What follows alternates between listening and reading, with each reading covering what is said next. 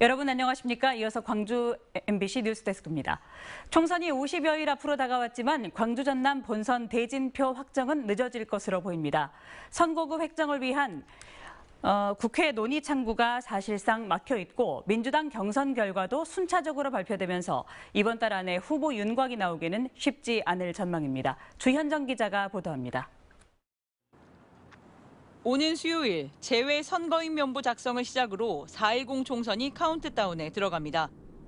다음 달 22일부터는 총선 출마자의 후보 등록도 마감되는데 오늘을 기준으로 고작 30여일 남았습니다.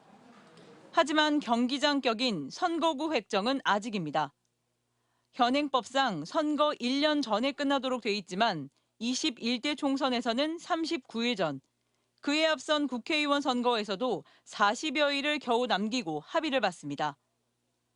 여야는 이달 29일로 예정된 임시국회 본회의를 1차 마지노선으로 잡고 있지만 이를 위한 협상 테이블조차 마련되지 않고 있어 접점 찾기가 쉽지 않을 전망입니다. 특히 담양 한평 장성 영광, 고흥보성 자흥 강진을 제외한 나머지 8곳이 통합되거나 나뉘어지는 전남은 안개 속 상황이 답답하기만 합니다.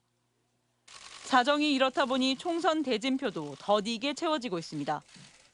광주 8개 선거구 중 5곳의 경선 후보자를 확정한 민주당은 그러나 전남 10개 선거구에 대해서는 이달 초 모든 후보자에 대한 면접을 마치고도 단 한 곳의 공천 결과도 발표하지 못하고 있습니다.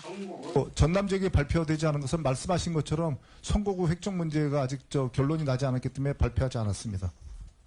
국민의힘은 현 선거구획을 기준으로 여수, 갑 단 한 곳에 대한 단수 공천만 확정했을 뿐입니다. 선거구 획정이 늦어지면서 예비 후보자들의 속은 타들어갑니다. 양 정당의 전남도당은 유권자와 입후보 예정자에 큰 혼란을 주고 있다며 조속한 선거구 획정과 조정 최소화를 주장하고 있습니다. 무엇보다도 선거일이 임박해서야 후보자를 알 수밖에 없는 유권자들은 후보자의 검증 권리를 침해받고 있어 피해가 가장 클 수밖에 없습니다. 선거 때마다 반복되는 선거구 획정 지연 문제. 시민들의 정치 불신과 무관심만 키우는 꼴이라고 유권자들은 말합니다. MBC 뉴스 주현정입니다. 정부가 의대 정원 확대 방침에 반대하는 전공의들의 대규모 집단 행동에 대해서 초강경 대응을 예고한 가운데 전남대병원과 조선대병원 전공의들의 사직 움직임도 현실화되고 있습니다.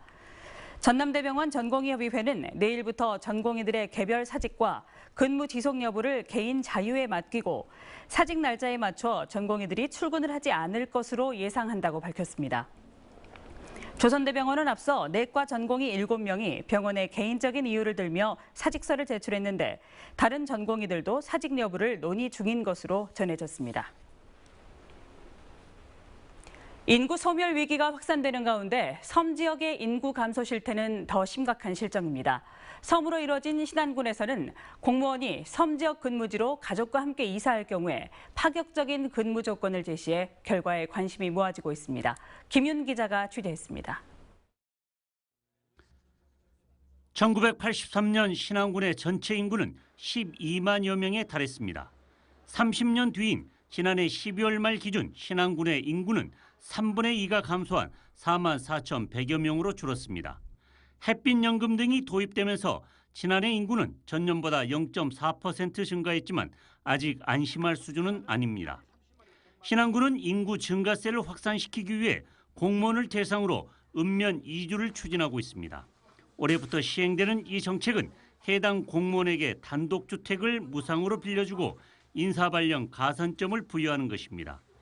지난 1월 배우자와 자녀 2명과 함께 자신의 근무지인 팔급면으로 이주한 공무원은 만족도가 꽤 높다고 말하고 있습니다.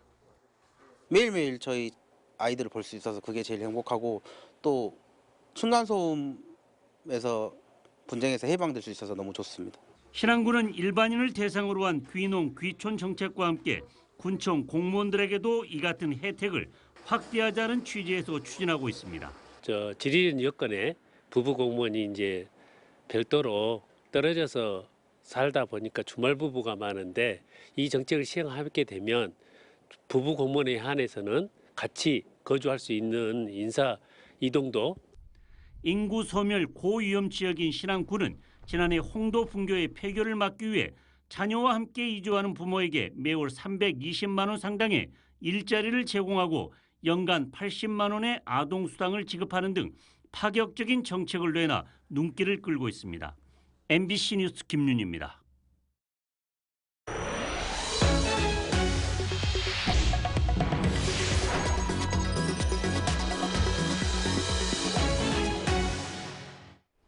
나주 열병합발전소 가연성 고형 폐기물 연료 반입이 주민 반대로 무산되면서 손해를 봤던 SRF 생산 운영사 청정빛고울이 한국지역난방공사를 상대로 소송을 내 1심에 이어 항소심에서도 승소했습니다.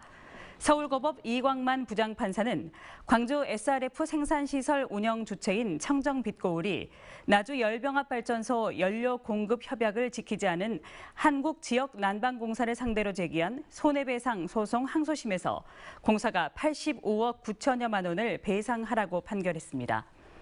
앞서 청정빛고울과 광주시는 각각 493억 원, 국비 453억 원을 들여 SRF 생산시설을 갖추고 연료를 나주 열병합발전소에 공급하기로 했습니다. 언제 어디서나 내 손 안의 뉴스. 광주 MBC 뉴스 유튜브 구독으로 함께하세요.